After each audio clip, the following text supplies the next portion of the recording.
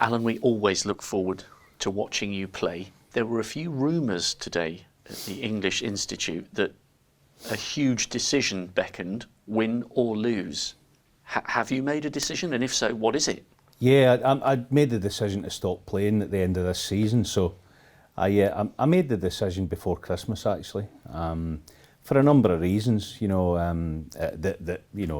a lot of reasons, but yeah, I kind of, through COVID and this obviously year's been pretty tough, and I'm sort of working as well at tournaments, and as people would know, and it takes its toll, and then I've not been able to play, so if this continues, then there's no point in me playing, there's not any point. I mean, I would be off the tour now, I guess, anyway. I'm not exactly sure, I think so, but yeah, so I'm pretty happy. So we've seen your last competitive match, and you've drawn the curtain on a 31-year career. That's it. You've retired. Yeah, I won't play. I mean, I won't play competitively at all. I mean, yeah, and but like as I say, it's been probably near on 6 months ago that I kind of made the decision, and I'm so for me, I'm happy with it. I'm really content. So. You seem comfortable with the decision, and you've alluded to the brilliant media work that you do, and I hope you realise you bring such an extra level of enjoyment for people back home. They don't call you the Angles for nothing. You bring snooker to life in a way that perhaps a lot of other former players and current players can't. So is the enjoyment of your television work one of the big reasons? Yeah, absolutely. I really love it. I do. It's again, I've said before, it's a privileged position to have, and it's just been really difficult doing both. Playing, and I'm 50 as well. I always kind of thought 50's a good old number. It's a young guy's game now. And that's, you've got to face up to that. But I don't have a problem with that. That's all fine and well. And we are literally just 2 minutes after you've stepped off the table, even though the decision in your mind was in December. Let's look back at some of those highlights. I guess the standout has got to be coming from 7-5 down against Stephen and winning the Triple Crown Masters in '94. I kind of, it's funny, being Scottish, we don't really like to talk about things like that, so I kind of don't, that might sound a bit weird, but I kind of don't, I just kind of like to leave it there, and it's, it's not a big thing. I mean, it maybe was at the time, but not anymore, yeah, I've had some ups and downs and some good and some bad, more bad recently, obviously, and stuff, but no, it's been brilliant, to play all this time, it's a long time. And you're incredibly modest, and I hugely respect that. I wonder how much your run to the semis in 2016 meant to you. Yeah, I mean, for me, it's not so much about results, a results game. For me, it's the experience, and I had a good experience, and that was the thing. That's the thing that I take from it. I don't take results or beating someone, or I don't really.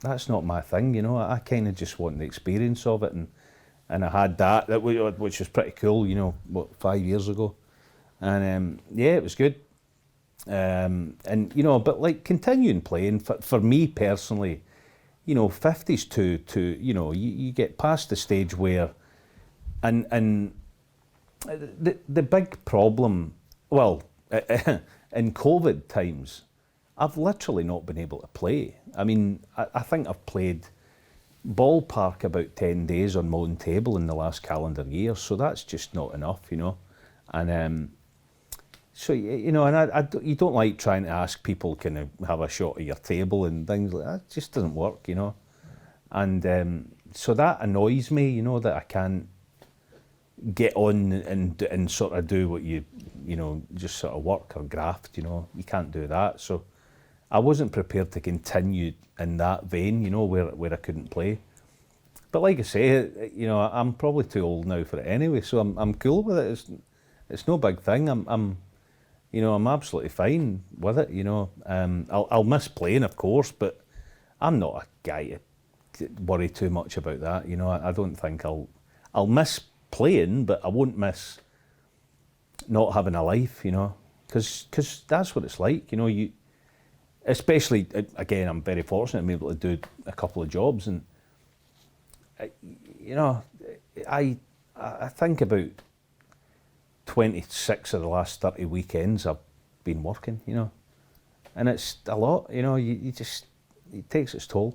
So it feels as though perhaps it's time for a bit more balance in your life as you become more successful as a pundit and a commentator. Perhaps it was time for the snooker to take a back seat. Yeah, I mean, I don't really know. I'm very fortunate that I get a chance to work with the people that I do, and that's all it is really, and it's brilliant. I do enjoy it, but I kind of don't enjoy juggling a couple of balls, you know, and it kind of, you know, and the sort of drive to try and maintain a level kind of dissipates a little as things happen, you know, and and that's no way to be in this game. You've got to be hungry, and you know, you've got to be right. Let's get a grip of this guy, and you know, but that's kind of not there anymore. I feel that it's not there.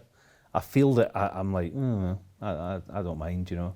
I know some guys will say they're not that bothered, but I'm really like not that bothered at times, you know. I'm like, oh well, just what, because you kind of, like I said, just, you know, I had a rough time before Christmas with being away from home, and I really struggle with it. And also, like, let's hope we come out of COVID, and obviously, very quickly. And I in recent years, I've really struggled with any long haul travel. I get pretty, and I'm not saying this lightly. I get traumatized by it, you know, and quite a way. So I just kind of don't think I can do. I can't do that anymore. And you do seem comfortable with it, and we've seen Stephen Hendry hit the headlines for his comeback. But I get the feeling with you, you've called time on it, and that's that, and there won't be a comeback. Well, no, I mean, there's no comeback anyway. I mean, he's in a different, you know, he's like, he could probably come back and do whatever, but I can't. No, I'm a different. He's a different thing.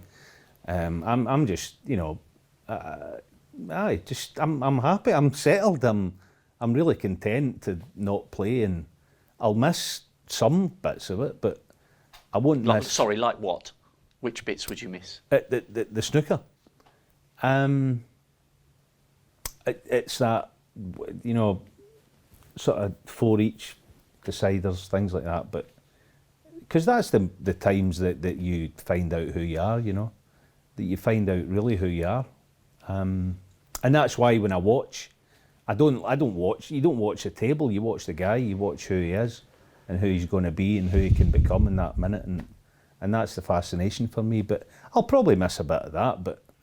No, not. You know, I'll, and also the game, just for me personally, on a sort of working level, I'm in an environment where, practice-wise and things, I don't get to. Well, I don't get to practice, but even when I did, I was in a place myself, and I wasn't.